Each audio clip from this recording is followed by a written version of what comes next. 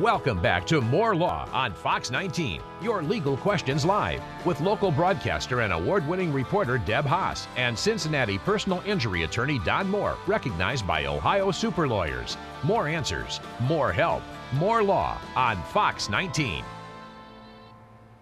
Welcome back. Today we are talking about traffic accidents here on More Law, and let's face it, with the Memorial Day weekend, a lot of people are traveling, a lot of folks on the road. We were discussing over the break that just a lot of bikes on the road, a lot of motorcycles, a lot of scooters, and you all have seen some issues arise from some of those accidents. We've handled a bunch of them, and it's people just sometimes don't pick them up. They're looking for something big. They don't see the two-wheeler, whether it's a motorcycle or a scooter. We had a client not too awfully long ago whose scooter was really crunched. And in fact, I think we've got a picture there. Dan has actually dealt directly with that client. Dan, why don't you tell us a little bit about it? Yeah, it was a really sad case. It's a guy who just recently bought this scooter that you see on your screen, and he's driving home from work, and he's going down a residential street, and the guy driving the vehicle, turning left into his driveway, doesn't see him and turns right in front of him at the last minute. And I think every person who rides a motorcycle or a scooter or anything like that can tell you that people do things in cars in such a quick, fast way that you can't react to them.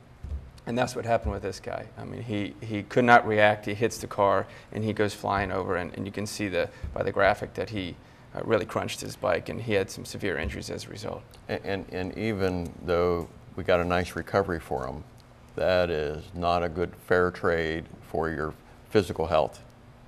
Money, it does not equate to being able to walk and talk and do all the things that you normally try and do. Yeah.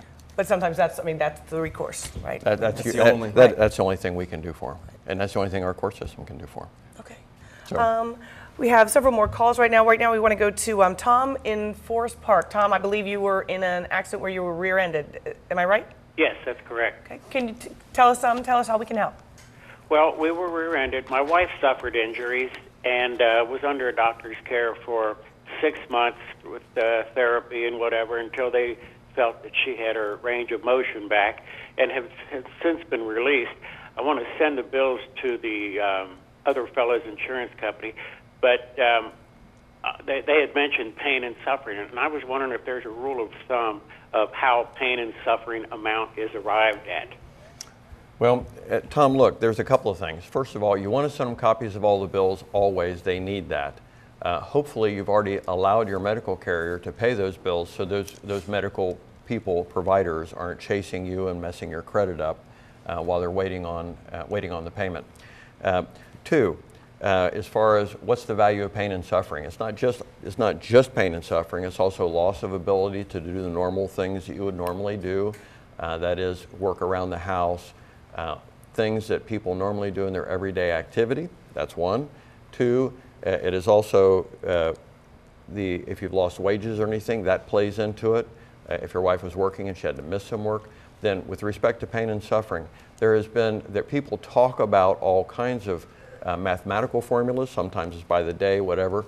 The big thing that people will use, rule of thumb, sometimes is 3 times medical expenses plus wages or other expenses. But that is so not a hard and fast rule.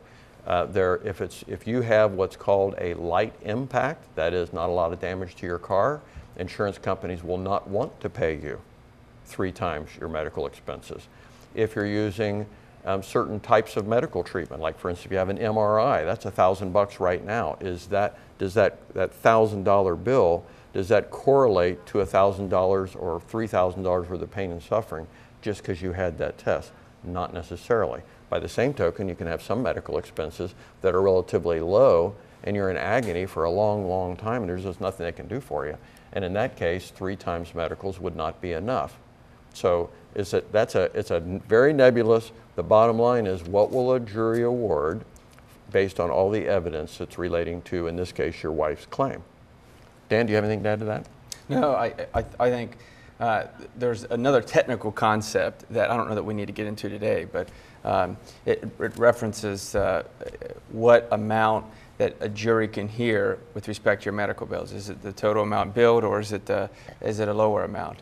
And that gets to be pretty complicated, and that can affect how much your pain and suffering award is going to be. Okay. Best of luck with that, Tom. We want to go to another call now. Bernadette, you were in an accident with your aunt. I wasn't clear on who was driving or exactly what happened. Yeah, my aunt was driving. It's kind of like the lady 2 calls back. My aunt was driving. We were rear-ended. My left ankle bones were broken. I had reconstructive surgery. Her right ankle bones were busted. She had reconstructive surgery. However, I'm still having problems with mine. My lawyer, we had to sign a contract. We got a small amount of money from the guy's insurance, with the fact that saying we couldn't sue his insurance anymore. But this was in 2006. But I'm still having problems with my ankle. Actually, I'm actually trying to get it done all over again, because I still can't walk very well. It swells up. I can't wear mostly normal shoes. I was wondering, was my aunt's insurance company liable in any way? Is this considered a victim of crime thing if you're continued in pain and suffering? And can I bring that man back to court for anything? Okay, Dan, you want to pick that up? Yeah, generally speaking, Bernadette, when you are signing a document, which you referenced, people call that a release. When you sign a release, that ends it all. The last conversation I have with many clients in my office is, when you sign this document, that's it, it's over. It doesn't matter what happens after this. So my answer to you is probably means that your case is done. You have no opportunity to go back. You might call your lawyer that handled that case and run the situation by him, but my advice to you right now is it's probably a done deal. We need to take another break, but we'll be right back with more law, and we are discussing traffic accidents. I think we still have a phone line or 2 open if you'd like to give us a call.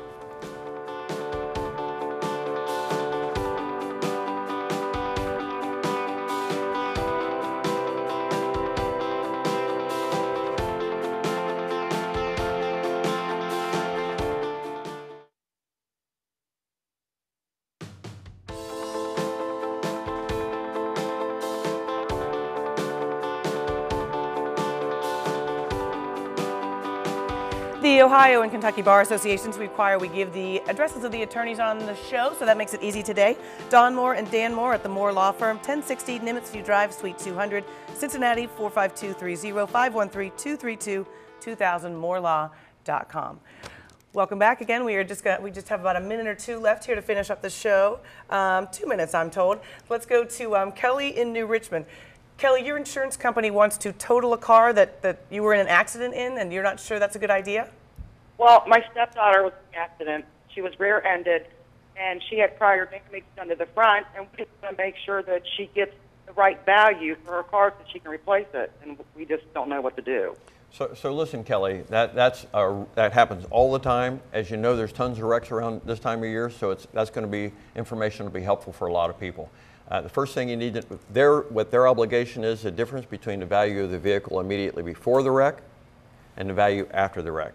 So if you've got a car that's fixable but it's not worth fixing, then that makes a difference. So let's say the value after the wreck is $500, the value before the wreck is $3,000. They owe you $2,500 if you keep the car. If they take the car, they owe you $3,000. How do you figure out the $3,000? You can go online and go to Edmunds.com. You can go to Redbook. You can go to Black Book. There's a couple of different sources. Start looking for car value online. It'll help you figure out what the value of your car is. It'll even give you a zip code, mileage, all that stuff. You'll get an idea what the market value of your car is. And that's how you arrive at value. And then also you can call a couple of used car dealers and ask them, what's this car worth? Do you have one? What would it cost me to replace it? That's how you decide value. That's how you decide what you're owed. Okay. Kelly, best of luck with that. And Dan, thanks for joining us today. It's great being here, as always. All right. Well, hopefully we'll see you again soon. We will, I'm sure. I'm sure that's true. Let's see, next week we hope that you will join us when you can meet the police chief, Cincinnati Police Chief James Craig. Interesting man. That is going to be a lot of fun. I'm really looking forward to it. He's got a great educational background. He came into Cincinnati when there's a lot of things cooking, a lot on his plate immediately. Okay, thank you. And again, thank you for your service here on Memorial Day to all of our military men and women. We will be back next Monday at 9:30 on More Law. Have a great week.